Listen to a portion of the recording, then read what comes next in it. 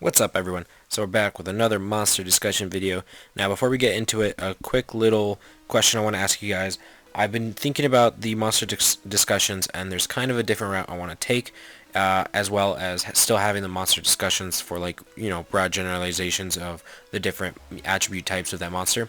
I want to go through and maybe pick a specific type of monster, like for now the Ifrits, and then you guys pick a specific one of them, of the attributes. So for the Ifrits, you guys will pick the water, wind, fire, or dark, and leave it in the comment section below which one you guys want me to go. And basically what I plan on doing is breaking down the monster, all of the damage multipliers, the different rune builds, the special, I guess, scaling that you should have between speed and attack, because, let's say the Ifrits, they all scale on speed on the first skill, that kind of thing, right?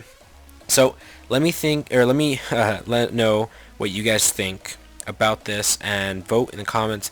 And if this is something you guys would like to see, because this would be a full breakdown video, like a 20-minute video of full in-depth analysis of a specific monster. And I only want to do this about, specific monster that is, like, usable by a lot of people, not just some random natural 5-star or whatever. So let me know what you guys think, and definitely let me know in the comments, alright? Alright, so getting into the actual monster discussion, this time around it is the Sea Emperors. Now the Sea Emperors, this was a very tough decision, and I included it for a reason, of course, because this is a really great monster to talk about. It's relatively new. It's been around for quite a while, but it is one of the new add-ons, I guess. That's why it's towards the bottom. And I'm gonna just say now. I'm just gonna say now. This is probably the most balanced monster in the game. Every single attribute type of all of these monsters are good. They're usable, and they're really good. So when we get to the end of the video, for me to pick the least usable, you guys, it's going to be a tough one, okay? Okay, so let's actually get into the video. The first one, we have Okeanos, the Fire Sea Emperor. He actually recently got buffed, and it was a pretty big buff. So first skill, this is going to be the same skill for all of the Sea Emperors. Attacks an enemy, dealing damage and transferring a weakening effect on you to the enemy. Now this is actually quite good. It's basically a free way to put the debuff that you have, and more often than not, it's probably going to be like, defense break or slowness or something like that you can transfer onto the enemy. Now, for all intents and purposes, I think that Okeanos does this the best, and that is because Galleon will auto-target Okeanos. So that being said, if for some reason you take him into Guild Wars or into like Arena or something like that, and Galleon uses his first skill or something like that, he's going to go after Okeanos. Now, it is kind of like a double-edged sword. You could use this to your advantage if you can go right after him, but at the same time, you could get screwed over and killed potentially, because that's defense break, and that's going to get a lot of damage started targeting towards you, right? So it's a double-edged sword. It's something to be careful about. I think Okeanos actually utilizes this best because the best defense breaking monster is going to be going for him, right? With the first skill at least. Second skill, attacks the enemy 2 times with each attack, removing 1 beneficial effect, and sets back the target's skills to max cooldown. Now, there is one monster that this reminds me of. I have to go to it just because people love this. Look at this, this one, right? Now, besides the stealing beneficial effects, it sets all the enemies' skills to max cooldown, right? So it's pretty similar skill in that sense, and Sekhmet is awesome. This is very anti-wind. Now, the reason that is because a lot of people bring units that are wind-based to remove buffs. You've got Aquila, you've got Tiana, you've got Triton. There's just a multitude of them. I think I just listed them all right there. Okay, well, there's a multitude of them, and most people use wind, and that's just because there's just so many more. I think you only got one water one to remove, and then one... I don't think there's any fire ones that remove. Huh. Okay, so basically, that being said, if he's on defense or even on offense, he can, in fact, reset that enemy to max cooldown. That's a big deal.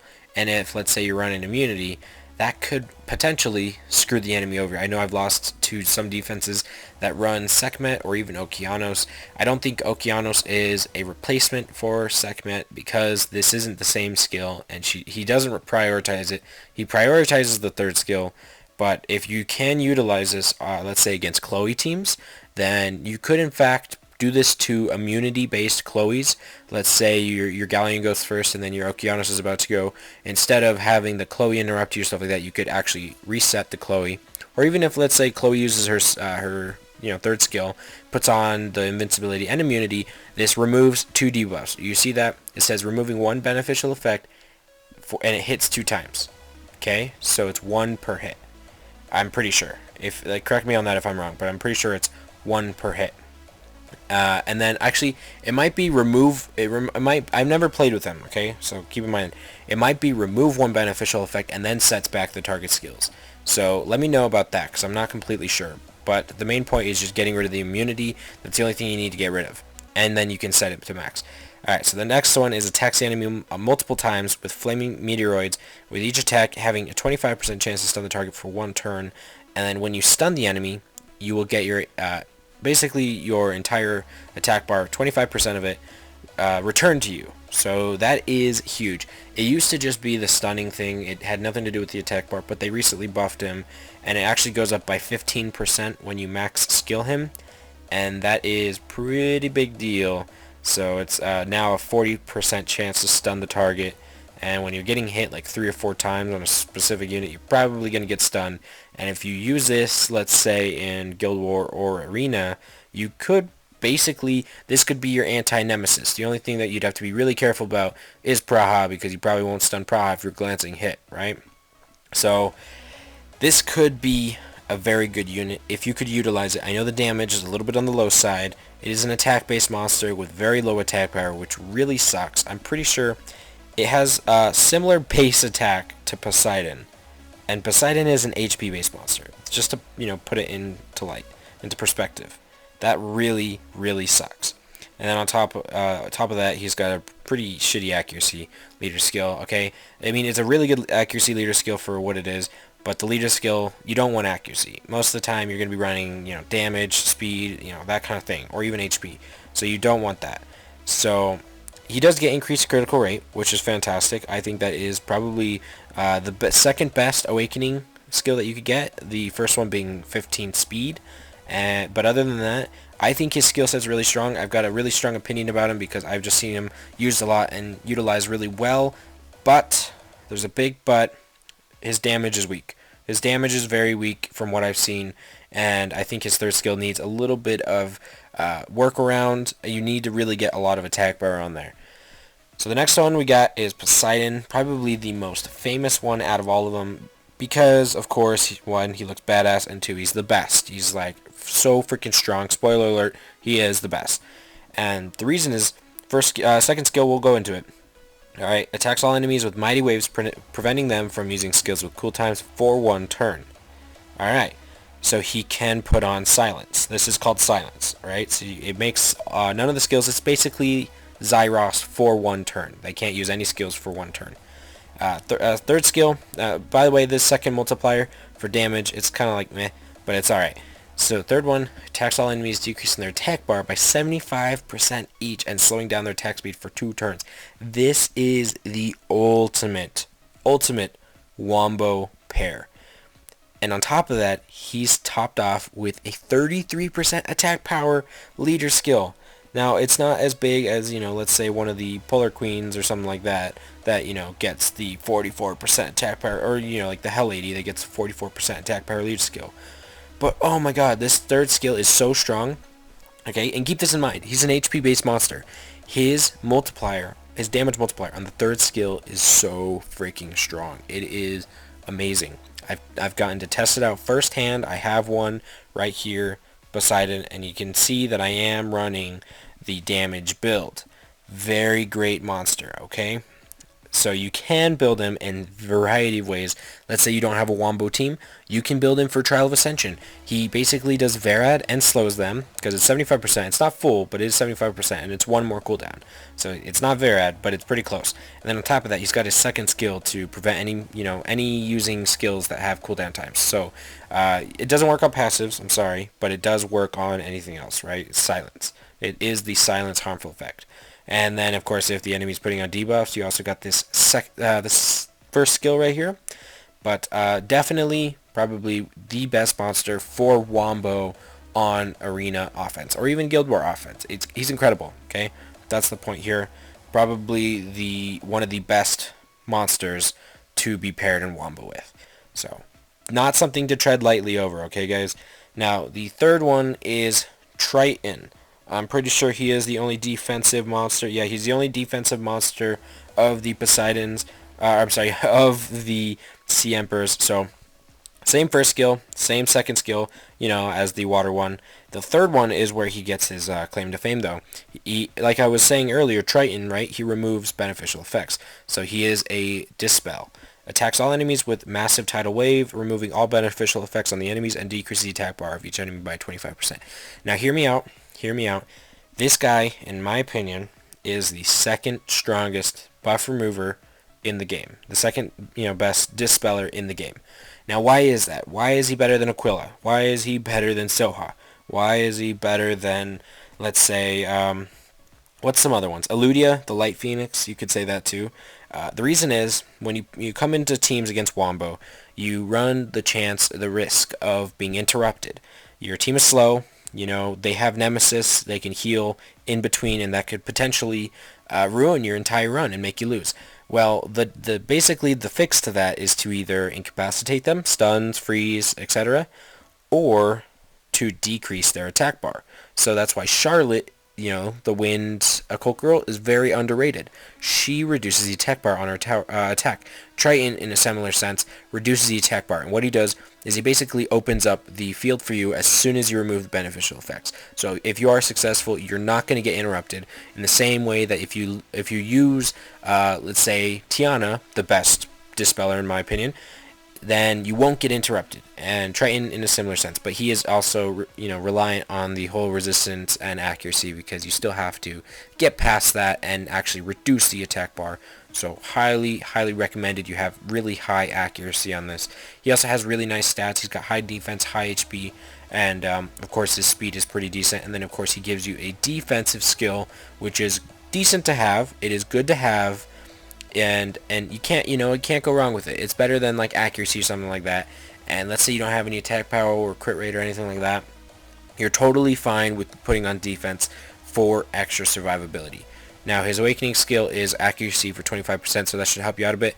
I forgot to go over that in Poseidon, and he gets 25% accuracy awakening skill, which helps with his third skill. That is not useless at all. His third skill needs accuracy. Definitely needs accuracy. And same with Triton. So definitely strong awakening skills. This is, we've gone through 3 of the Sea Emperors so far, and all of their awakening skills have basically contributed to their roles as being part of the PvP offensive, right? Okay, so this is where it takes a little bit of a different step. Pontos is not necessarily an offensive monster, but more a defensive monster. Some would say he's actually a better Chloe. Now, I don't know if this is exactly the case. I think it is a very good argument, but so basically he has the same first skill. His second skill is the same as the Water and Wind versions, and then his third skill, it's basically Chloe on steroids. It removes all harmful effects, so it cleanses, and it also grants immunity and invincibility for 1 turn. So it is not 2-turn invincibility like Chloe, but it does cleanse. Now, this is something that I've been talking about Chloe forever. You cannot use Chloe in place of immunity unless you're on manual mode, because she does not cleanse. So even if you have a bunch of debuffs and stuff like that, if you use Chloe, she will not cleanse for you. Pontos does that. He's basically Chloe fixed. And then on top of that, he brings a 24% attack speed leader skill, which is huge. Anyone with the 24% attack speed leader skill is actually really useful. A lot of people use Light Succubus. A lot of people use Wind Sylphid. I use the Dark Kung Fu Girl. Like, there's so many good monsters out there that are just good basically because of their leader skill. And on top of that, it is universal. All of the leader skills on all of these monsters are universal. So, you could use this in Rift, you could use this in Guild War, you could use it in TOA, anywhere you want. And that is why he's really incredible. And then, of course, he awakens into Resistance, which, of course, is probably the weakest awakening, other than, just gaining a skill from the awakening or something like that. But, again, it's not useless because he applies buffs, which is a big deal. So it's important that you do have high resistance. So I would say this is a decent awakening into he has really high HP, really high defense, and of course his speed is up to par with, of course, the Sea Emperors. Very incredible. I really like Pontos. I wish I had one. The speed leader skill, the universal speed leader skill is awesome. Hard to find. I think the only other ones out there that have universal speed leader skills are... Oh, that's a hard one. I think you know, some of the Sylphids do. I think, and I'm talking about 24%. Sierra, and of course Jemire and stuff like that. And there's a few others. If you guys have any special ones that I missed, let me know too. So, strong monster. Okay, now off to the last one. We have Menemen. No, wait, Menemen. Yeah, Menemen. A lot of people don't know how to pronounce this. It's Menemen. Okay, one of the weirdest named monsters. Alright, so first skill, same thing. Second skill is the same one as the fire one, where he attacks 2 times, removing a beneficial effect, and then setting their skills on max cooldown. And then the third skill is actually a passive. Would you like that? Attacks deal 50% increased damage on enemies that are under harmful effects. So if the enemy has a harmful effect, you're going to do 50% more damage. And then the attacks will also deal 50% increased damage for enemies that do not have any beneficial effects. So basically what this means is if you have any effects on you, yeah, you're fucked. You're going to get this 50% bonus damage on you, and that's probably going to kill you because it's a lot of damage. Now, of course, this is notably probably the hardest hitting monster that is consistent with the damage in the game. The other one being Zeratu, I believe. I think Menemen actually surpasses him in consistent damage for a single target, but of course that is due to his incredible passive, and it's very situational in terms of the damage. And then of course he gains a leader skill, which increases critical rate by 24%, similar to Theomar's. Now if we look at his awakening ability, it gives him crit rate, which of course, you know, you can't really complain about that, right? He's got really high attack power. He's got really high HP for an attack-based monster. He's a natural 5-star, of course.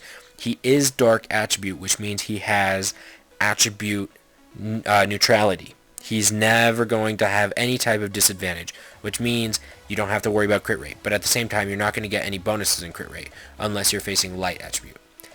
Now, in terms of usage, I'd say mainly in, you know, Guild Wars. That's pretty much the only place you can use them. So this is the part where we pick the best the best Sea Emperor. Of course, I'm gonna have to go with Poseidon. Poseidon is just absolutely amazing. You know, maybe if I got to play around with Pontos a little bit more, I would know a little bit more about how good he really is. But in terms of usability, Poseidon is just incredible. You can use him in every PvP area, and you can use him in Trial of Ascension, hard mode, normal mode, all of that good stuff. He has so incredible. He's just so incredible, and he has got so much different usability. Now, for the least usable, you guys are going to hang me up on a stake for this one. I'm going to have to say it's a very, very close tie. Neither of these monsters are bad. I still think that they're both incredible. But if we had to pick the least usable out of the Sea Emperors, and this is what I was talking about, how they were so close and, you know, and so balanced, it's between the Dark and the Fire in terms of usability. They're both incredible monsters. The Fire one, I think, is really good in terms of Wombo, and on top of that, he is one of three Fire AoE monsters. There's only 3, and he is one of them. And he's probably, you know, really good in terms of those types of teams. Now the Dark one, only really usable in single target areas. So in terms of like beginner to mid game progression, oh, absolutely phenomenal. But when you start getting up the chain, you'll start seeing that he's only going to be used in Guild Wars, and you're gonna have to. It's going to be kind of hard to keep him alive, since you do have to make sure he doesn't get, let's say, defense broke by Belladon, which you do see a lot in Guild Wars. And then on top of that, you're going to have to set him up because he doesn't apply his own defense break. And he doesn't actually self-buff either. So he will require some setup. He will require some protection. He's a very good monster, but of course, because of those things and because of Okeanos, low damage multipliers on his third skill, I'm going to have to say those 2 are the least usable. But of course, all of the Sea Emperors are strong.